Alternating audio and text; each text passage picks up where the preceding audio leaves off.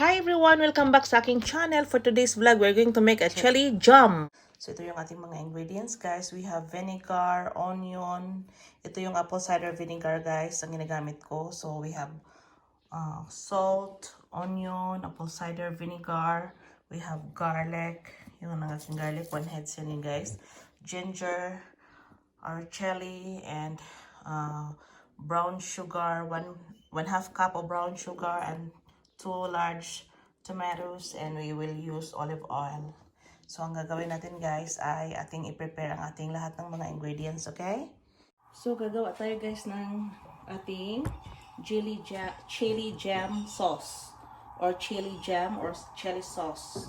So para sa ating barbecue, olive oil, 2 tablespoons will do. 2. So ilagay na natin guys ang ating garlic.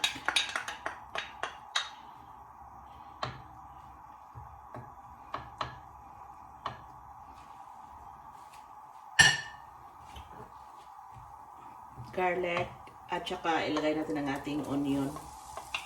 Sabay na.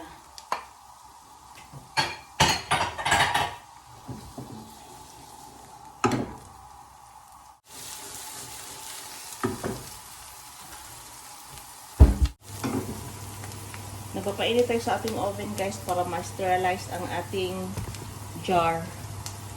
Nahugasan ko na siya ng mainit na tubig tapos i-sterilize pa natin sa ating oven. Guys, ang ating ginger.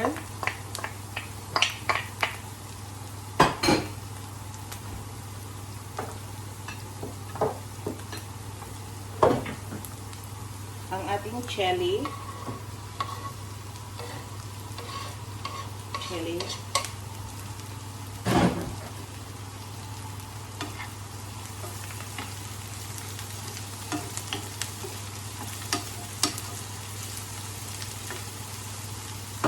I-add natin guys ang ating tomato.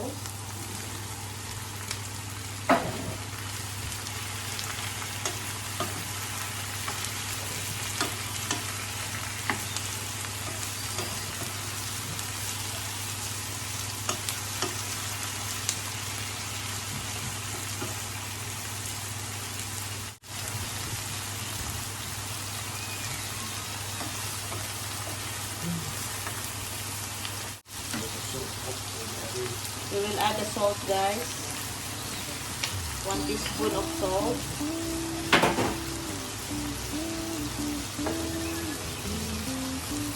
And our 1 cup of apple cider vinegar.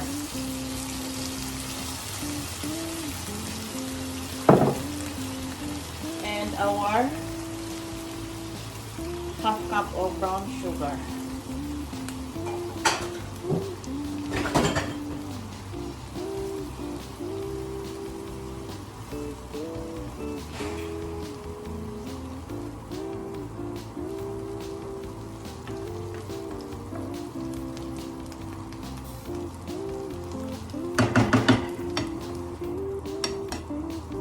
Simmer for 10 minutes.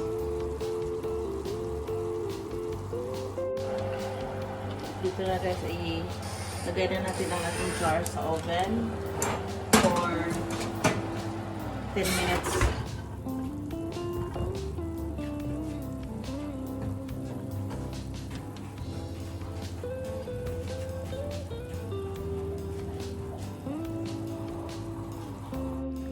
So this is it guys. Ready na siya. I-blend na natin guys. Look at our tomato guys. Oh.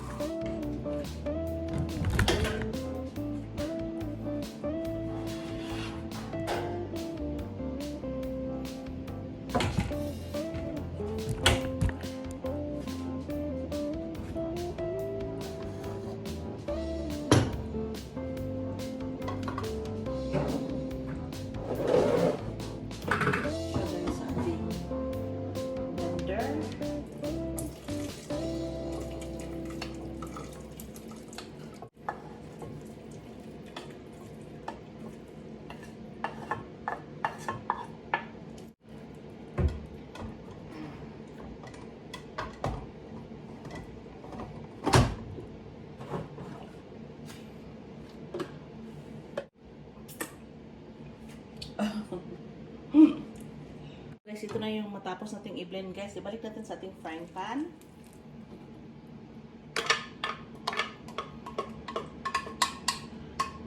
Sarap niya guys. Sarap lang.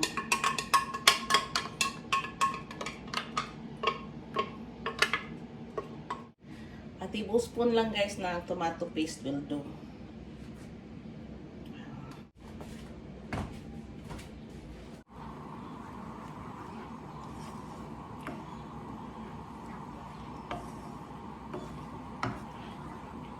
Tapos maglagay tayo ng kunting corn flour. Half tablespoon ng corn flour with 1 tablespoon of water. Or more. Sarap na niya guys. Sarap na niya guys.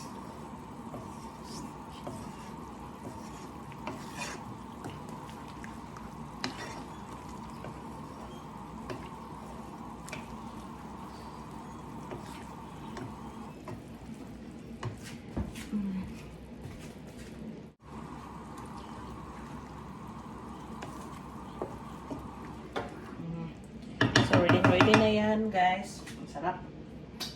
So, i-sterilize natin, guys, para magtagal yung ating sauce. Okay? So, ang purpose niyan, guys, para magtagal ang ating sauce. Mag-preserve natin siya.